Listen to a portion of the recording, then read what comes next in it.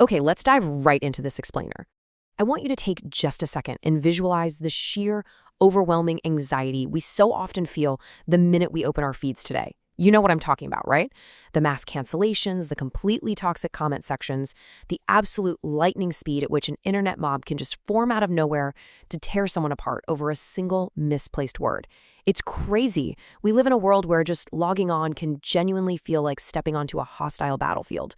The rules of engagement are constantly shifting, and man, the anger is just palpable. So who actually wrote the blueprint for all this digital toxicity?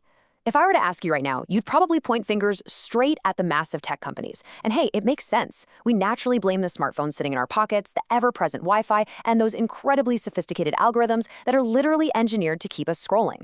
We treat this whole thing as a uniquely modern 21st century technological crisis. But what if we are completely, totally wrong about the actual source of the problem? Well, the shocking truth is 1954. Yep, 1954. The actual psychological blueprint for our modern digital hellscape wasn't coded in some slick Silicon Valley garage. Actually, it was written decades ago, way, way before the internet was even a conceptual spark. It was written by Nobel Prize winner William Golding in his absolute classic novel, Lord of the Flies. I know, it sounds wild, but the exact mechanics of our everyday digital outrage were fully mapped out 70 years ago. To really understand this, let's briefly look at the core premise of Golding's story. You've got a group of stranded British schoolboys dropped onto a tropical island with total, unchecked freedom. No adults, no rules, absolutely zero societal structures. Now, on paper, that sounds like the ultimate influencer paradise, right? A sun-drenched utopia. But within weeks, literally just weeks, this supposed paradise rapidly devolves into a savage nightmare of tribalism, physical violence, and total societal collapse. And honestly, the scariest part? When you look closely at the exact mechanics of their downfall, it perfectly, almost chillingly mirrors the daily dynamics of our modern social media feeds. Moving on to Section 1, Reason versus Raw Spectacle. Let's look at the island's divide. So the absolutely crucial point here is understanding the two primary forces at play. On one side, we have Ralph. Ralph finds this conch shell and establishes a very simple, very fair rule. Whoever holds the conch gets to speak. He represents democracy, rational debate, and building actual institutional order. In a way, Ralph is the total embodiment of the early internet's optimistic promise, that idea of a fair, global town square where everyone gets a voice. But then, on the other side, we have Jack. Jack represents the hunt, raw emotion, and sheer unfiltered spectacle. He doesn't care about building shelters or long-term survival. No way. Jack realizes a very dark truth about human nature. The crowd doesn't actually want logic, structure, or nuance. Deep down, they secretly crave raw dopamine and emotional spectacle over calm reasoning. Which brings us to Section 2, the algorithm of fear and how paranoia gets weaponized. Understanding exactly how Jack manages to completely hijack the island's fragile democracy is just fascinating. He does it by weaponizing fear through a concept known as the beast. As we define it here, the beast is basically a mythical jungle monster used specifically to cultivate paranoia. And the truly brilliant yet terrifying part of Jack's manipulation, the beast isn't even real. It's totally made up, but the fear of it? That is intensely real. By promising to protect the boys and to go out and hunt and kill this non-existent threat, Jack successfully builds his own fanatic, highly loyal tribe based entirely on shared terror.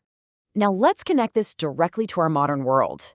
Because that jungle monster lurking in the shadows, it's the giant For You page. Seriously. Jack's manipulation of collective fear is exactly how modern social media algorithms operate today.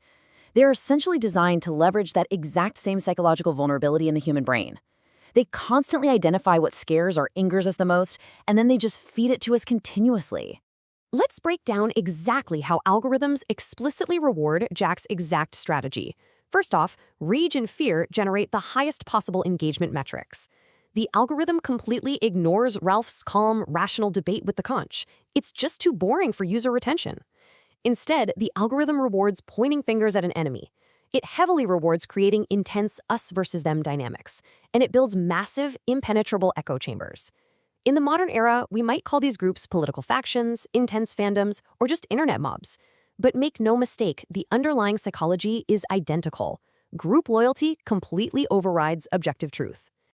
Okay, section 3, masks and digital avatars. Let's talk about hiding behind the screen. The absolute turning point of the book, the moment everything really changes, happens when Jack paints his face with charcoal and clay. Just look at this incredible quote from Golding describing the paint. Quote, "A thing on its own, behind which Jack hid, liberated from shame and self-consciousness." I want you to really let that sink in for a second. William Golding fundamentally invented the concept of the anonymous profile picture 70 years before the internet even existed. The parallel here is so direct it's crazy. On one side, you have island war paint made of mud and clay. On the other, burner accounts represented by neon anonymous avatars. The medium changes, sure, but the psychological effect is identical. Wearing a mask instantly detaches you from your personal moral compass. Whether you're physically stranded on a remote island or just hiding behind a cartoon profile picture on a massive forum, that psychological detachment operates on the exact same neurological pathway. And this digital anonymity is exactly what causes the staggering cruelty of the hive mind. It triggers a catastrophic loss of empathy. Think about it. When you were liberated from shame and self-consciousness, you suddenly become capable of saying and doing vicious, incredibly cruel things to another human being that you would absolutely never dare utter if you were standing face to face with them. The individual totally disappears, and the swarm just takes over. This leads right into section 4, the ultimate cancel culture. This brings us to the ultimate tragedy on the island, a moment that brilliantly illustrates the cold, mechanical nature of extreme online mobs. Meet Piggy. Piggy is hands down the smartest kid on the island.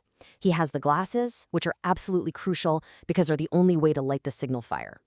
Piggy clearly represents science, intellectualism, and objective truth. But because he doesn't fit the tribal mold, and because he stubbornly refuses to abandon logic for the spectacle, he becomes the primary target for relentless bullying and silencing. So the crucial point we need to look at is the anatomy of his downfall. Let's clinically break down these steps of extreme cancellation. Step 1, mock the outsider relentlessly. Step 2, reject objective facts entirely. Step 3, shatter the conch, which in today's terms is the exact equivalent of deplatforming. The tribe ultimately kills Piggy and destroys the conch shell, physically shattering his glasses. Guys, this isn't just some dramatic fictional plot point. It is the ultimate historical manifestation of cancel culture playing out. They completely crush the only symbol of free speech and literally destroy the representative of reason.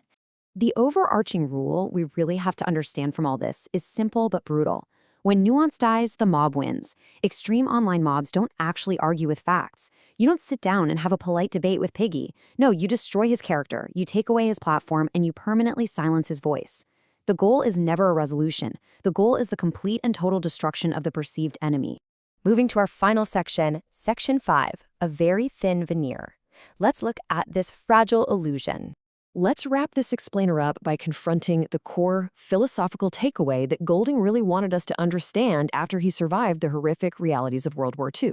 He wrote that civilization is a thin veneer. And wow, is that an incredibly uncomfortable truth to digest. We love to think of ourselves as highly evolved, incredibly sophisticated digital citizens living in this advanced age. But the reality?